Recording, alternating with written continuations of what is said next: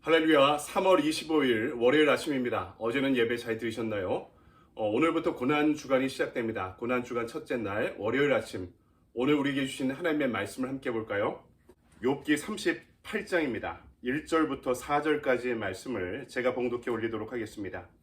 그때 여호와께서 폭풍우 가운데에서 욥에게 말씀하여 이르시되, 무지한 말로 세상을 어둡게 하는 자가 누구냐? 너는 대장부처럼 허리를 묶고 내가 내게 묻는 것을 대답할지니라. 내가 땅에 기초를 놓을 때 내가 어디 있었느냐? 내가 깨달아 알았거든 말할지니라. 아멘. 주님의 말씀입니다. 주님께 감사드립니다. 이 시간 우리에게 주신 말씀 가지고 껍데기는 가라 라는 제목으로 말씀을 증거하도록 하겠습니다. 이제 욥기가 결론부에 이르게 되었습니다. 이번 고난주간에는요 38장부터 42장 끝장까지 욥기의 결론부를 함께 묵상하면서 고난 중에 만난 하나님, 또 신약을 이르러서 예수님의 고난주간의 의미를 이 말씀 가운데서 함께 찾아가는 시간이 되기를 소망합니다. 그동안 친구들과 논쟁하던 욥은 그들의 가르침 또 그들의 비난을 받아들일 수 없었습니다. 그리고 그 가운데 등장했던, 마지막으로 등장한 엘리후의 4가지 연설이 끝나고 마침내 하나님께서 폭풍우 가운데 이 논쟁에 개입하십니다. 그리고 고난 중에 하나님의 세상 다스리심에 대해 의문을 제기하고 항의하던 욥에게 질문하시죠. 오늘 2절부터 4절입니다. 무지한 말로 생각을 어둡게 하는 자가 누구냐? 너는 대장부처럼 허리를 묶고 내가 내게 묻는 것을 대답할지니라. 내가 땅에 기초를 놓을 때 내가 어디 있었느냐? 내가 깨달아 알았거든 말할지니라. 세상을 창조할 때 너가 같이 한 일이 있냐?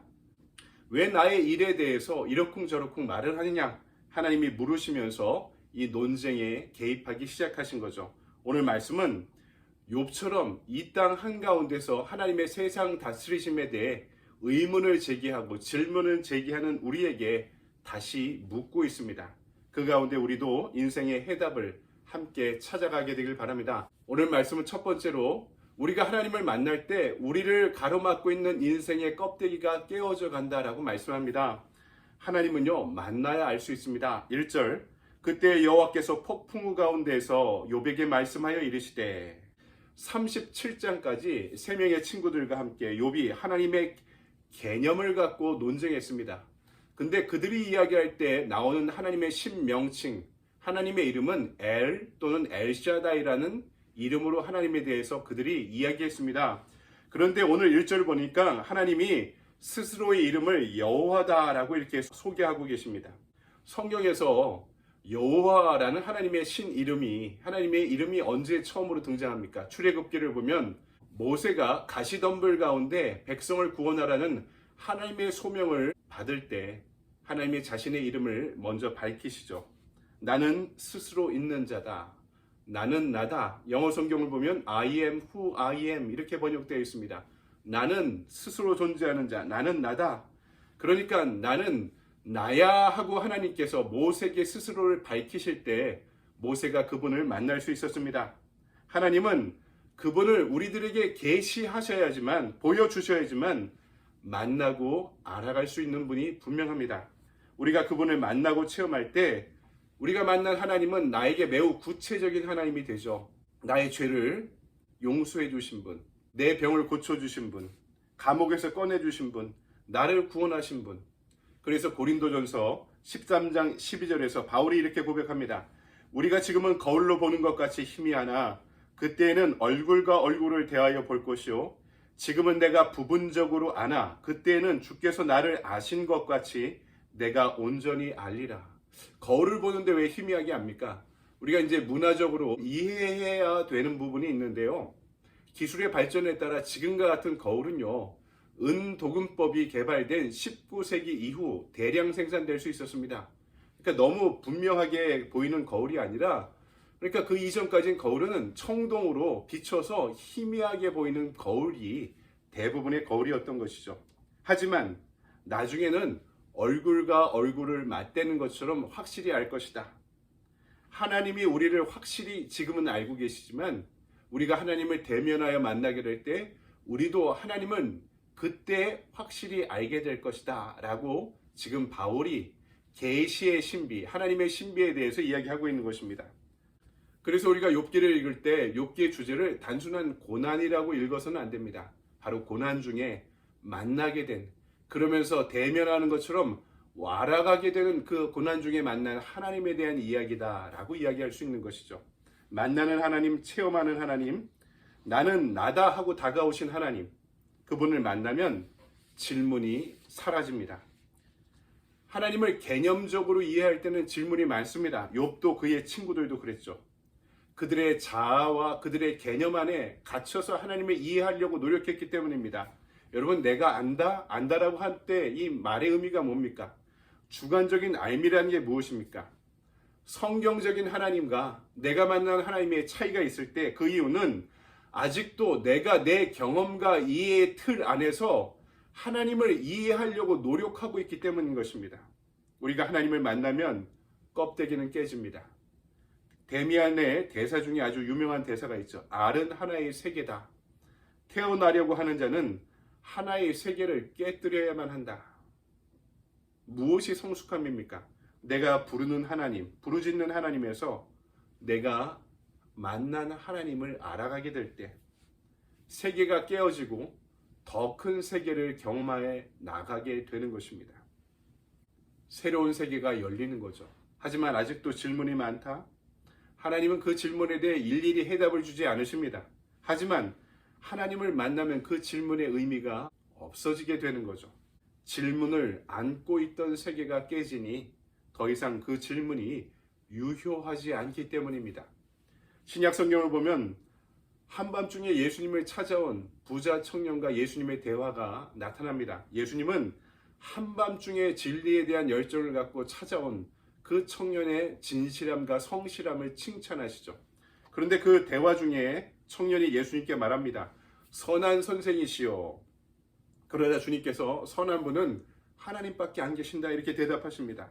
그리고 대화가 이어지다가 청년은 자기가 재물이 많아 근심하여 돌아갔다 이렇게 기록하고 있죠. 성경이.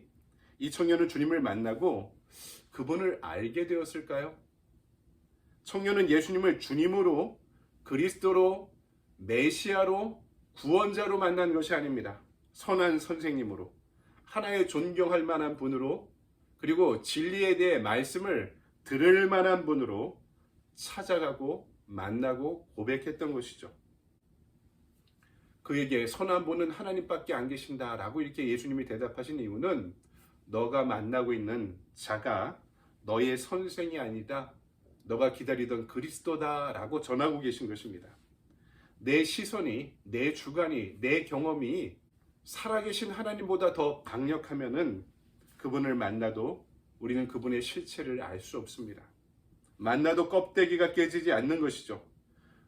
부자였기 때문에 근심하여 돌아가는 것이 아닙니다. 이 청년이 예수 그리스도를 만나고도 그의 이해가, 그의 개념이, 그의 경험이 깨어지지 않는 상태에서 돌아갔기 때문에 그 안에 진리와의 부딪힘이 있었던 것이죠. 그래서 근심이 가득하여 돌아가게 되었다라고 기록한 것입니다. 우리의 고집이나 지식으로 하나님을 만나는 것이 아닙니다. 살아계시고 역사하시는 그분 자체를 만나 알아가야 하는 것입니다. 바로 주님을 만난 자리가 우리가 살던 우리 인생의 껍데기가 깨어지는 자리임을 여러분 분명히 기억하시기 바랍니다. 알은 하나의 세계죠. 우리가 거듭나려 하면, 새로 태어나려 하면 하나의 알이 깨져야만 되는 것입니다. 그래야지 더 큰 세상, 새로운 세상을 만나고 보게 되는 것이죠. 두 번째로 오늘 말씀은 그 깨어진 마음 가운데, 깨어진 마음이 깨어진 상태로 내버려 두시는 것이 아니라 하나님께서는 그 안에 은혜를 채워주심을 말씀하고 있습니다. 욥은 처음에 억울했죠. 이 상황에 분노가 가득했습니다. 고통과 고난을 그저 가십거리로 여기는 세상에 대해 분노했습니다. 하지만 욥의 변화는 하나님을 만나며 시작됩니다. 모든 것을 잃어버리고 자신의 몸도 지금은 죽음을 기다리고 있는 절망적인 상황이죠. 하나님을 만나도 지금은 변한 것이 아무것도 없습니다. 그 상태 그대로입니다. 하지만 하나님을 만나며 욥은 자신의 상황을 받아들이기 시작합니다. 그리고 악과 고난이 존재하고 혼돈한 세상에서조차 여전히 하나님의 세상 다스리심이 신비롭게 이루어짐을 알게 됩니다. 욥기의 결론인 욥기 42장 2절로부터 3절 가운데 욥은 이렇게 고백합니다. 제가 세 번역으로 읽어드립니다. 주님께서는 못하시는 일이 없으시다는 것을 이제 저는 알았습니다. 주님의 계획은 어김없이 이루어진다는 것도 저는 깨달았습니다. 잘 알지도 못하면서 감히 주님의 뜻을 흐려놓으려 한 자가 바로 저입니다. 깨닫지도 못하면서 함부로 말을 하였습니다. 제가 알기에는 너무나 신기한 일들이었습니다. 세 친구가 욥에게 전한 하나님은 금과 옥조 같은 말씀이었고 수많은 교훈을 지니고 있는 것이 분명했습니다. 하지만 그들이 말하는 하나님은 욥의 고민을, 욥의 고난을 해결해 줄 수 없었던 것입니다.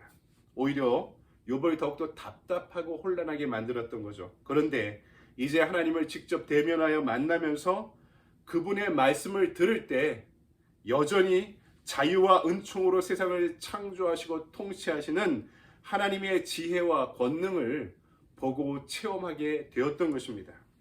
그에게 새로운 신앙의 눈이 열린 거죠. 그를 가로막고 있던 인생의 껍데기가 깨어져 나가며 부수수 우두두 깨어져 나가며 그가 새로운 세상을 만나고 알게 되었던 것입니다.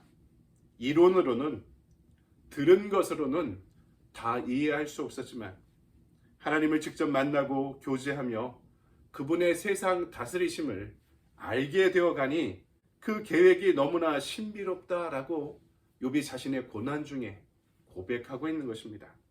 여러분, 교회는요, 하나님에 대한 지식으로 논쟁하는 곳이 아닙니다. 예배를 통해 살아계신 하나님을 만나는 것이 정답입니다. 뭐가 응답입니까? 시편 23편 4절, 주께서 나와 함께 하심이라. 여호수아 1장 9절, 내가 너에게 명령한 것이 아니냐. 강하고 담대하라. 두려워하지 말며 놀라지 말라. 내가 어디로 가든지 내 하나님 여호와가 너와 함께 하느니라 하시니라. 아멘. 마태복음 28장 20절, 볼지어다 내가 세상 끝날까지 너희와 항상 함께 있으리라 하시니라. 여러분, 지상명령. 그리고 시편 23편에 다윗의 고백처럼 내가 하나님과 함께 해도 우리가 인생을 살아가며 사망의 음침한 골짜기를 피할 수는 없습니다. 그래도 왜 갑니까? 주께서 나와 함께 하십니다. 아무리 힘들고 어려워도, 병들고 실패했어도 주님 지금 나와 함께 하시는 것이 믿고 경험되면 우리는 응답받은 것입니다. 주께서 나와 함께 하십니다. 두려워하지 말며 놀라지 말라. 그래서 우리는 주님의 일을 위해 우리 인생을 살아가며 사망의 음침한 골짜기로 들어가는 것을 두려워하지 않는 것입니다. 주님과 동행할 수 있다면, 주님과 같이 갈 수 있다면 우리는 응답받은 인생이 분명합니다. 오늘은 고난주간의 첫째 날 월요일입니다. 우리가 보내는 우리의 자리가 그분을 찾고 만나고 의지하고 동행하며 경험하고 그러며 그분을 알아가는 은혜의 자리, 믿음의 자리가 되기를 주님의 이름으로 간절히 축원드립니다. 아멘. 여러분, 오늘 하루도 이 말씀의 은혜 가운데 좋은 하루 보내시기 바랍니다. 여러분, 감사합니다.